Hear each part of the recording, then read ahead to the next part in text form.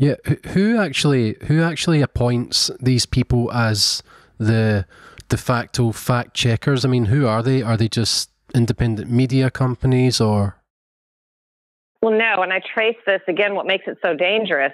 You're just asking a third party that's no less conflicted than the party they're fact checking to give you their opinion. So, in the instance of Facebook, for example, which we know has left leanings and tendencies politically, they appointed groups like Snopes, which is hopelessly flawed when it comes to facts in many instances.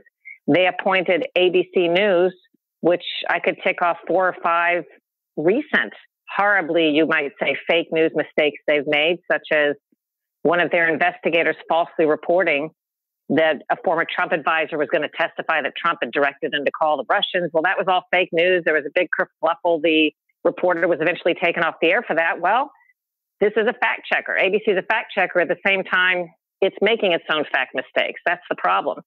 And part of this media literacy effort, which is an extension of the fake news thing, now that they don't like using that term anymore because Trump took it over, now they're saying, oh, there has to be media literacy. They're proposing laws in the states to require that media literacy be taught in schools. Well, whose version of media literacy? And the clue that I'm finding, some of the same people involved in that original fake news effort, they say things like, well, where are you reading the stories? If you see it in the New York Times or the Washington Post, that's good. But if you don't recognize the name, that's probably fake. Well, that depends on where you sit. The New York Times has made some of the worst factual errors and mistakes in the last 2 years. I mean, just shocking mistakes. So is the Washington Post. So I don't think as arbiters of media literacy or fake news that they are neutral arbiters.